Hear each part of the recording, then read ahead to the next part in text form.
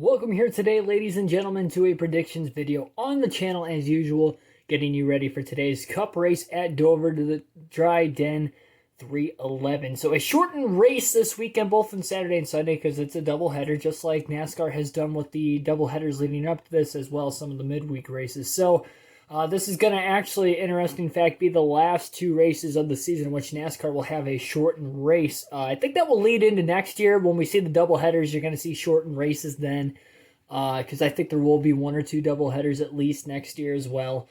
Probably Pocono again, and then I can honestly see Michigan having another one next year. Of course, we know Dover's only going to have one race, so we know that's not going to be one. But I think those two tracks will probably end up having doubleheaders, perhaps.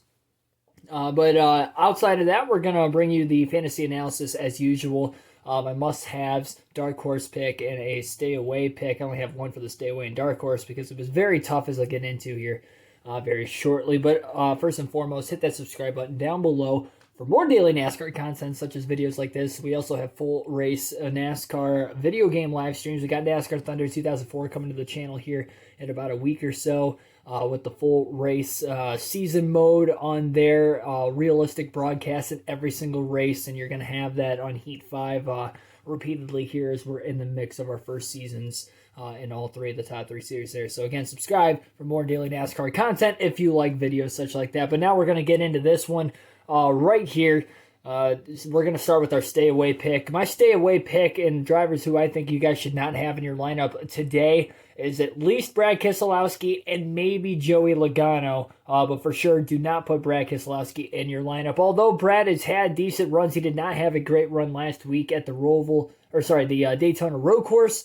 He missed the chicane, two or three times on the backstretch, between the backstretch and the front stretch. He had a tough time there, but that's not the reason why. We go off of track history. I go into Racing Reference, take deep dives into drivers' careers, recent success at the racetrack we go to. So at Dover, Brad Keselowski's not finished in the top 10 in each of the last three races, although he finished in the top 10 the two races before that.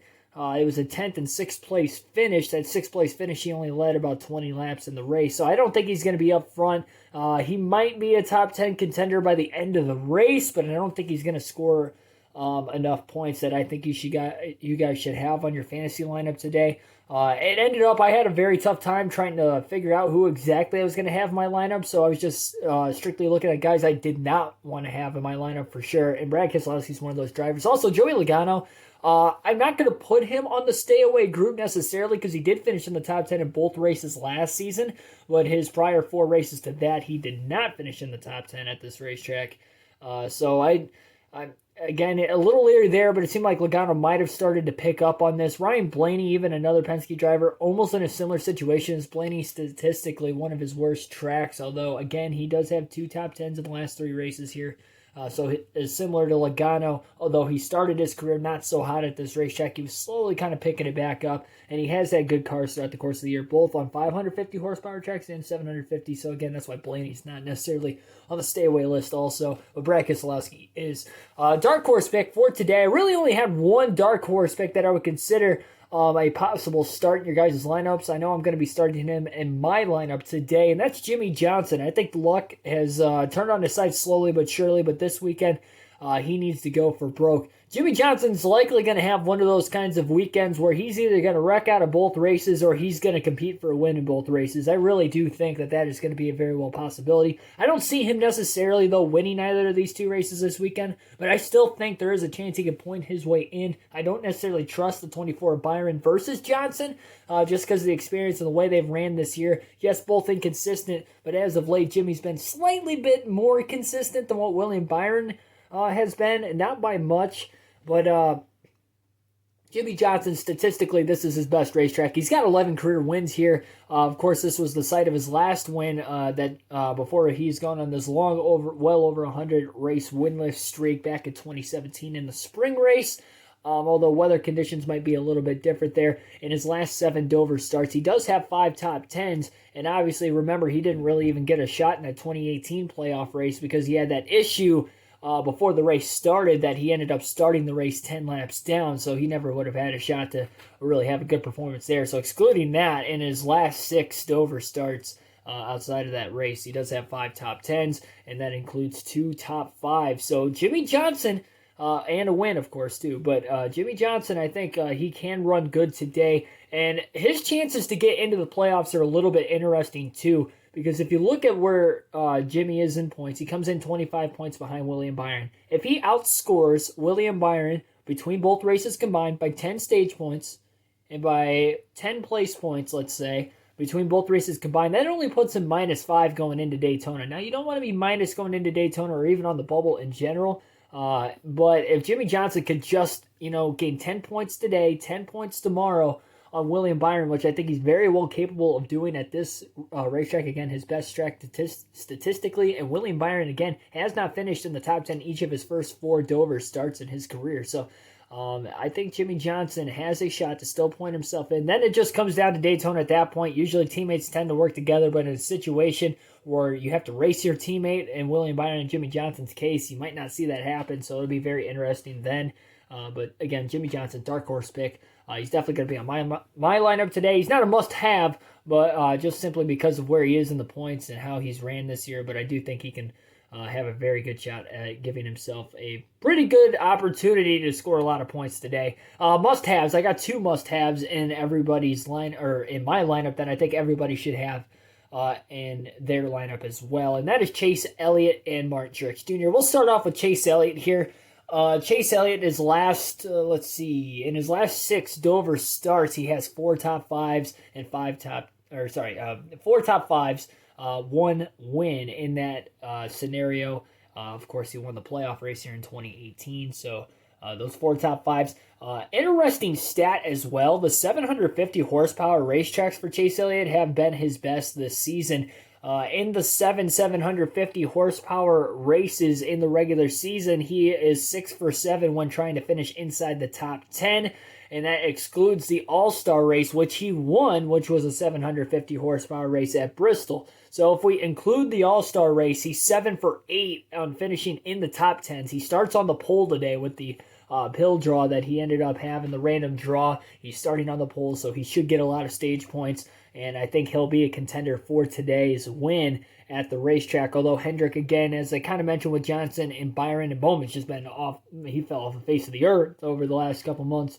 But Hendrick has a stable. They're kind of struggling. They found a little bit of speed last week. I still think outside of Jimmy Johnson, Chase Elliott, they're kind of going to tend to struggle today, right around 10th or so, maybe just inside the top 10. But I think Chase Elliott's going to be a contender for the win for sure in that Chevrolet camp for Hendrick Motorsports. So I think he's a must-have in everybody's lineup. And also, that one race that he did not finish in the top 10 this season was the first Bristol race, in which with 3 laps to go, he was racing for the win with Joey Logano until he doored him, and they both ended up in the wall, giving Keselowski the win. And Chase Elliott, I think when I looked, he fell back to like 18th at the end of the race there. So outside of that one race, again, 7 for 8 if you include the All-Star race, which he won this season on 750 horsepower racetrack. So and of course, he won a 750 horsepower racetrack last week, too. So, very good statistics there for Chase Elliott this season on those kinds of racetracks. Martin Truex Jr. is my other must-have, as I mentioned there. He's got 3 straight top 3 finishes this season within these last 3 races. And then, as far as Dover goes, this is one of his best tracks statistically. This is where he got his first career win, of course, back in 2006. Martin Truex Jr., he's just a very, very good driver. Solid driver, I think, to have in your lineup there. He's also got 2 wins in the last 8 Dover races, and he's got 6 top 5s and 7 top 10s in those last 8 Dover races. So Martin Truex Jr. must have in your lineup here today. Now let's take a look at my lineup, see who I have all the way across the board, and of course, I'm going to also tell you guys who I think is going to win today's race. Alright guys, so here is who I have on my fantasy team for today's race at Dover. Of course, the first, again, of 2 races this weekend at the same track. Starting on pole is Chase Elliott. He was one of my must-haves, so we're going to have him in the lineup today. Again, this is the look at what happened last week. We gained over 2,500 spots, so very good week at the Roval. As well, we predicted Chase Elliott to win that day, but now we're going to take Clint Boyer out of the lineup. We're going to put that dark horse Jimmy Johnson in. And then for right now, I'm going to take out Eric Jones. Now, I would put Martin Truex Jr., who's my other must-have for today's race that I think you guys should have in your lineups. But again, I cannot use Martin Truex Jr. the rest of the season after I used him last week. So we are going to look down the list because we're probably going to have to stretch for some good picks here. Eric Almirola, I mean, he's been pretty good.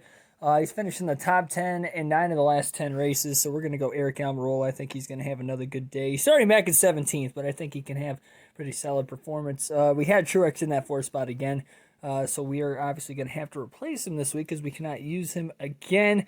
I was looking at recent success again. We're not going to take Keselowski.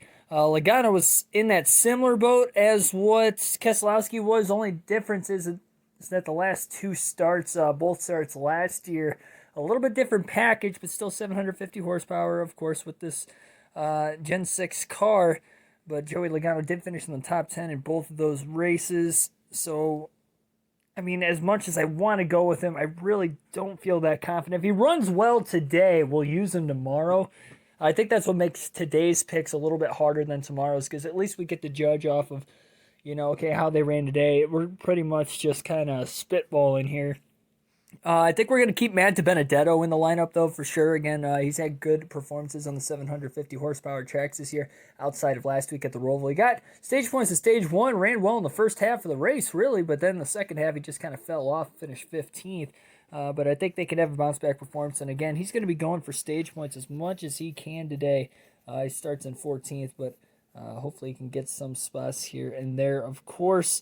You kind of look at maybe some of the rookies, Christopher Bell, Tyler Reddick. I mean, they could end up having themselves a pretty good day.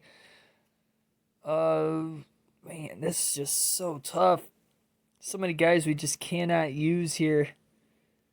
Really puts me in a tough spot. I had a bad feeling we were going to get to this point at the end of the year, but I was like, no, I'll be fine. But, oh, man. William Byron is an interesting one. He's going to be going for all those points, too. I think he's got the capability to running well. The problem is that I just don't trust him. He had a good race last week. Another 750 horsepower track that he ran well at. But he is a pretty good road course racer at that, too. So I don't want to take that into too much consideration here. With Dover, because he did not finish in the top 10, or he has not finished in the top 10 in his 4 starts here. I think we're going to go safe. I think we're going to go Kurt Busch for this number 4 spot. He did finish in the top 10 in the second race here last year, and I think as far as how the weather will be and the track conditions, it'll be similar to that second race at Dover versus the first race, although it is still a different time of the year. They're racing there about a month or 2 earlier. But they have not raced the Dover race in August either, so that, as far as track conditions, that could be definitely different. And I think we're just going to keep Kyle Busch in there just in case. If it doesn't seem like he's running well, we might have to just keep him in or just hope to put him back in tomorrow. I think he'll be better tomorrow, but it's just a risk, and I don't want to see him run bad today and then just force myself to put him in the lineup tomorrow. I guess we're going to have to hope for the best. Usually, I don't want to say necessarily the king of fantasy, but I know what I'm doing. But this week it's just so hard because, again, there's just so many guys we just can't use. We can't use Denny Hamlin. We can't use Martin Truex Jr., Kevin Harvick, Ryan Blaney. And I would definitely be using Truex. So that would, I would definitely be using Truex over Kurt Busch. And like I said, if Keselowski does prove me wrong today, he's not finished again in the top 10 in the last 3 Dover starts. But if he has a good run today and is consistently up in the top 10, in the top 5, we could use him tomorrow. Like I said, tomorrow's picks I think are going to be easier than today's, given the drivers that I have to that I still have left to use and the drivers I can't use. So now we'll go into the race win pick. Now, although I can't put this guy on my fantasy team, we're going to put this guy in the lineup to win both stages and the race today, as well as manufacturer, of course, because he drives for Toyota, and that is Martin Truex Jr. Martin Truex Jr., I think, is the favorite to win today's race. Chase Elliott is a close second, but the Hendrick Hendrick team, yeah, he won last week. It was a road course. It was a 750 horsepower track, but he is the best road course racer in NASCAR today, at least in the Cup Series side.